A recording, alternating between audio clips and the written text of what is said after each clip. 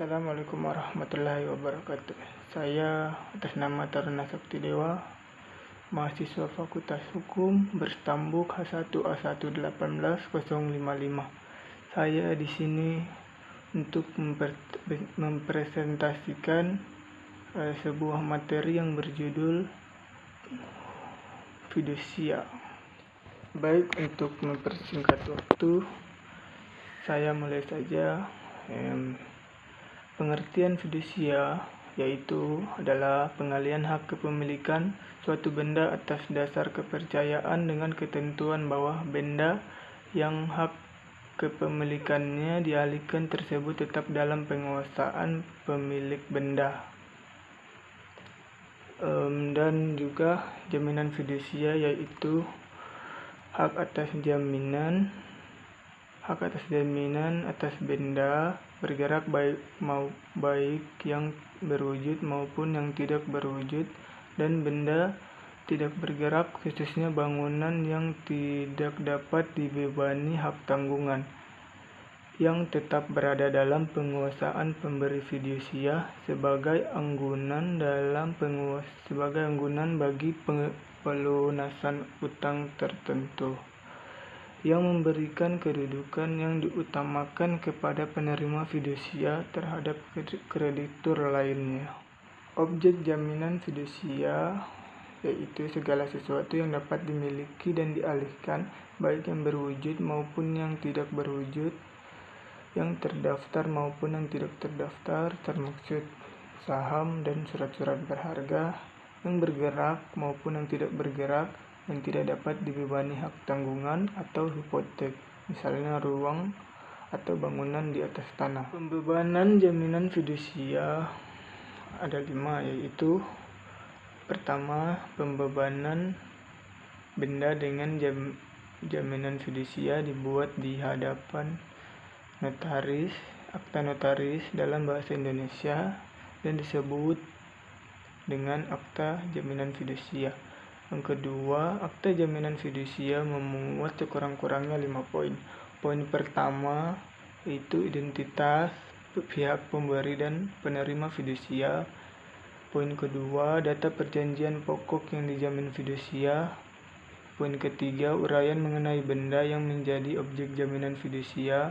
Poin keempat, nilai penjaminan atau nilai jaminan menjadi masalah apabila barang tersebut adalah barang persediaan.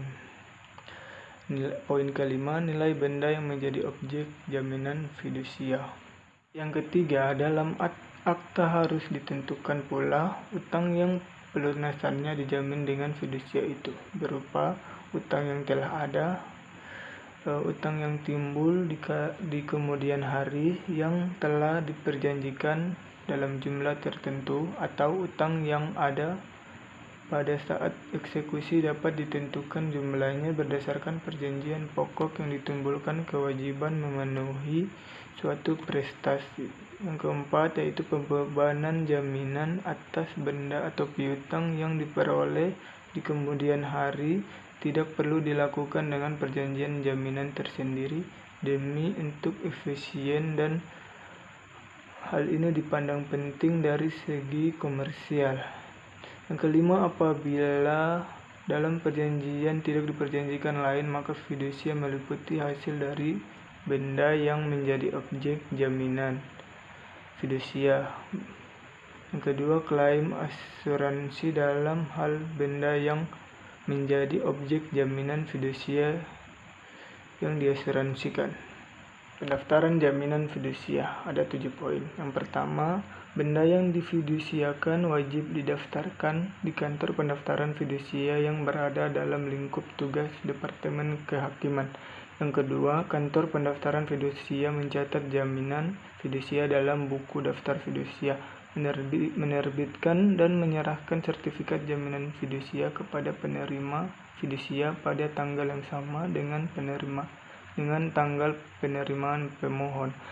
Yang ketiga, perlu dipikirkan bagaimana kalau beberapa pendaftaran fidusia atas benda yang sama dari pendaftar yang sama. Selain itu pula pendaftaran fidusia atas barang inventory atau barang persediaan perlu diulang. Apakah terdapat penggandaan barang tersebut? Yang keempat, dalam sertifikat jaminan fidusia dicantumkan frasa berdasarkan ketuhanan yang Maha Esa yang mempunyai kekuatan eksekutorial yang sama dengan putusan pengadilan yang telah memperoleh kekuatan hukum tetap. Yang kelima, tujuan dari pendaftaran adalah untuk memberikan kepastian hukum kepada penerima dan pemberi fidusia serta pihak ketiga yang berkepentingan. Yang keenam, segala keterangan mengenai benda yang menjadi objek jaminan fidusia yang ada pada kantor pendaftaran fidusia terbuka untuk umum. Yang ketujuh, melalui sistem pendaftaran ini diatur ciri-ciri yang sempurna dari jaminan fidusia sehingga memperoleh sifat sebagai hak kebendaan, right in rem, yang menyandang azas droit de suite. Hak jaminan itu mengikuti bendanya kecuali terhadap benda persediaan. Pengalihan jaminan fidusia. Yang pertama, pengalihan hak atas piutang cesi yang dijaminkan dengan fidusia mengakibatkan beralihnya demi hukum segala hak dan kewajiban penerima fidusia kepada kreditur baru. Beralihnya jaminan fidusia tersebut harus didaftarkan oleh kreditur baru kepada kantor pendaftaran fidusia.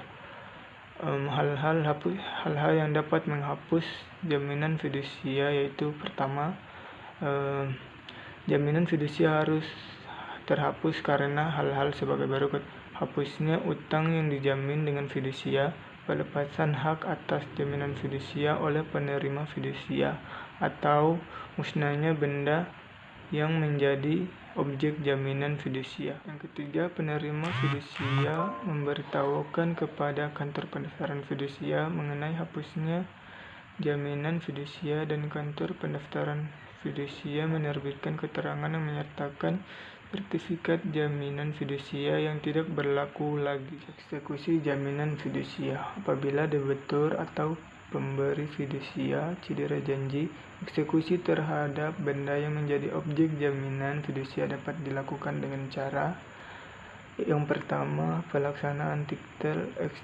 eksekutorial oleh penerima fidusia tanpa melalui pengadilan.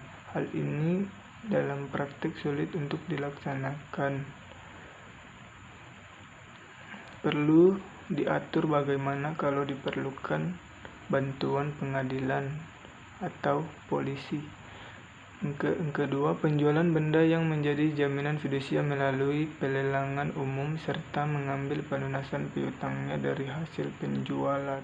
Yang ketiga, penjualan di bawah tangan yang dilakukan berdasarkan kesepakatan pemberi dan penerima fidusia apabila dapat diperoleh harga tertinggi yang menguntungkan para pihak dengan syarat pelaksanaan penjualan dilakukan setelah lewat waktu 1 bulan sejak diberitahukan secara terbuka oleh pemberi dan atau penerima fidusia kepada pihak-pihak yang berkepentingan. Ketentuan pidana dalam jaminan fidusia.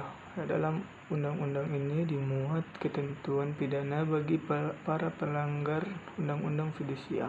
Minimum 1 tahun penjara dan maksimum 5 tahun penjara dan didenda minimum 10 juta rupiah dan maksimum 100 juta rupiah.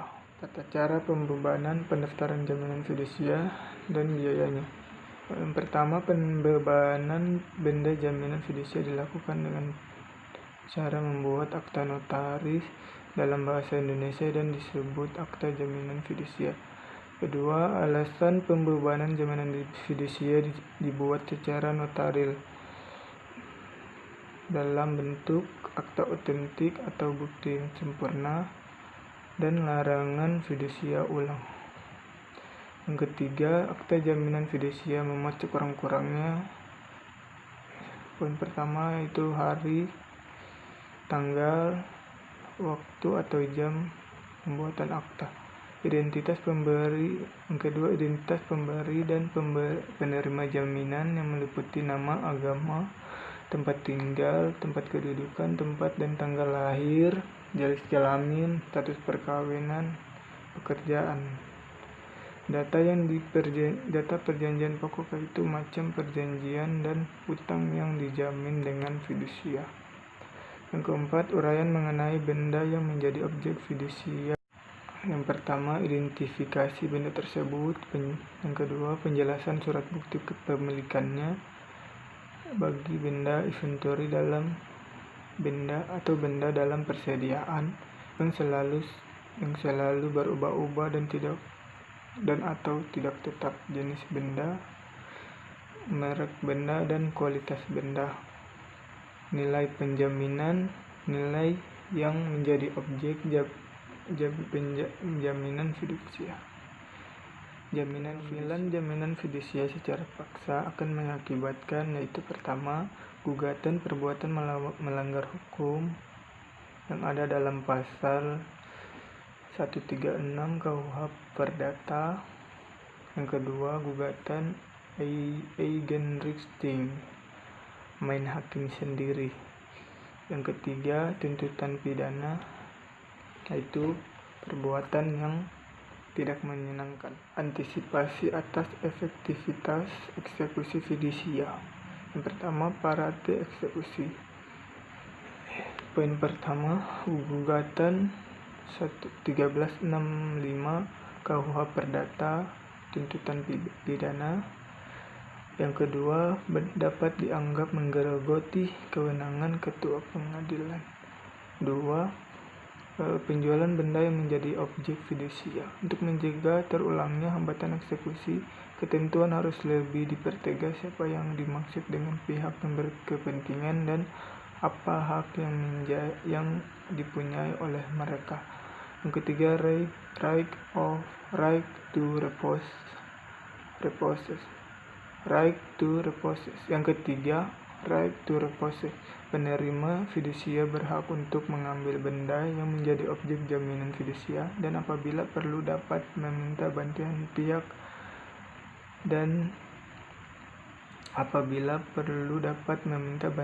pihak yang berwenang, tetapi tidak dijelaskan siapa yang berwenang.